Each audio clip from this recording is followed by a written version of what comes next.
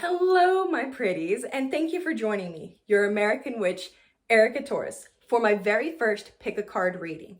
Now, before we get started, I want to give a huge thank you to the definition of definition, Double D, aka David Smith, for providing me with everything necessary to make this possible. Not only did he get me all the tools I needed, but he surprised me with the Labyrinth tarot deck. I'm so excited. So, make sure that you like, subscribe, and hit that notification button so that way you know anytime I post future readings. Also, if you're new to pick a card readings, very simple. All you need to do is take a deep breath in and out and choose a pile that you're most drawn to. Now, this is also a timeless reading. So if you happen upon this video at any point, there's messages for you. Also, you can come back to this video later on in the future and choose a new pile because there's messages for you. Now, with that being said, if you don't like the way that the reading has turned out or the energies that you are showing, you have the power to change that because nothing is set in stone.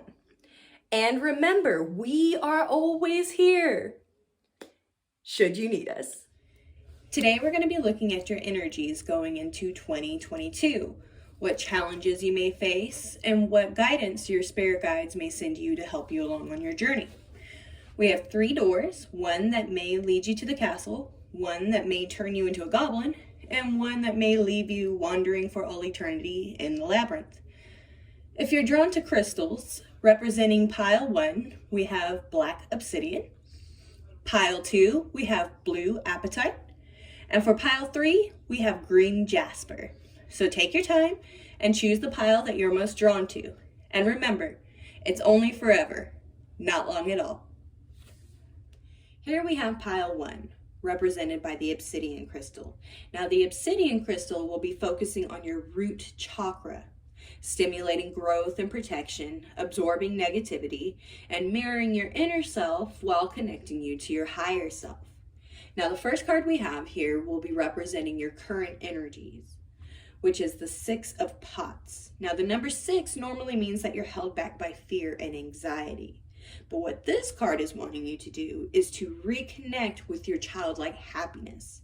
Think of some nostalgia, things that make you happy. We're going into a new year and we're wanting to go into it positively. The next card that we have will be focusing on challenges that may be coming your way throughout your journey. Now, the card that you have is Justice, which is number 11, which reduces down to 2, which means stay true to your vision of the future. Optimism is justified. Now, all throughout Sarah's journey, she's constantly saying that this isn't fair, that isn't fair. Well, life isn't fair. So you need to make sure that you consider all your actions and behaviors because they come with both rewards and repercussions. So you want to make sure that you're taking your time in your decision making, figuring out which road is the best road for you. Do you want to go up or do you want to go down? Now, the last card we have will be representing any sort of guidance that your spirit guides are sending your way. And right now what they're sending is fate. Number 13, reducing down to 4, which means you will benefit from taking a leap of faith. Now, the Goblin King is joining us in a different form here, which means that you will be transforming. It's time for a new chapter in your life. And remember that things are meant to be. Now, the overall reading will reduce down to 3, which means sources of love and wisdom are nearby, and they're yours to benefit from. So remember, through dangers untold and hardships unnumbered, I have fought my way here to the castle beyond the Goblin City to take back the child that you have stolen. My will is as strong as yours, and my kingdom is as great. You have no power over me. Here we have pile 2, represented by blue apatite. Now, blue apatite is going to be focusing on your 3rd eye and throat chakra. It's a growth stone, so all your goals that you set will be achieved. Now, the first card we have will be representing your current energies. And what you have is the Queen of Pentacles. So either you or someone you know is very expressive and known for motivating with inspiring theories and philosophies. They're very creative and they have stimulating ideas. Now, the next card that you have represents the challenges that you may be facing in your journey. And it's the Nine of Pots. Now, the number 9 means you need to make some time for yourself. Also, you need to think about compassion and empathy. Now, what this card is saying is that dreams do come true and you're supported by your loved ones. So it's very important that you nurture your connections. Now, this last card is the guidance that your spirit guides are sending your way. And what they're sending is the Dancers, number 6. Now, the number 6 means that you're held back by fear and anxiety. But what this card is saying is that you're at total harmony with your loved ones. So all the ones that are supporting you, again, nurture those connections. Now, however, you may be coming to a crossroads with one or several of them. The main thing to do is, again, take a step back, focus on the relationship, and think about compassion and empathy. Now, overall, the numbers for the reading reduced down to 6. Again, being held back by fear and anxiety. But you need to let that go because you're surrounded and supported by loved ones. So again, make sure that you nurture those connections. And remember, I don't know why, but every now and again in my life, for no reason at all, I need you, all of you. Here we have pile 3, represented by the green jasper.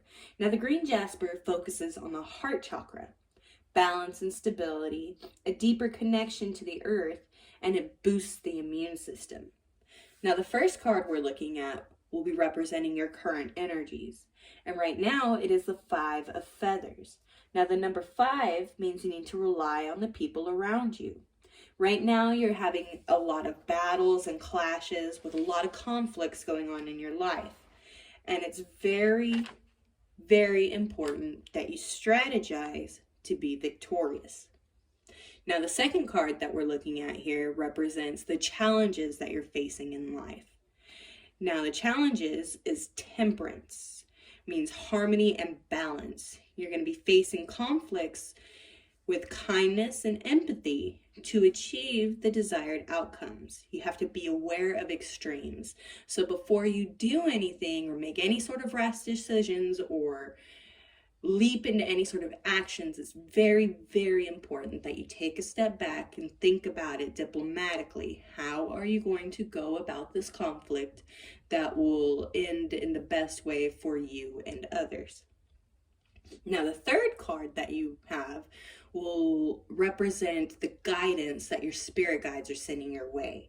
And what they're sending is the Queen of Pentacles. So you're going to be running into someone who is expressive and known for motivating with inspiring theories and philosophies, someone with creative and stimulating ideas. So somebody is going to be coming into your life to help you out and help you figure out what it is that you're going to be doing to battle these conflicts. Now, overall, your numbers reduced down to 5 for the entire reading, which again means relying on the people around you to help you out. Now, remember, things are not always what they seem in this place, so you can't take anything for granted. Thank you everyone for joining me for my very first pick a card reading. Now there's going to be more to come, so make sure that you like, subscribe, and hit that notification button.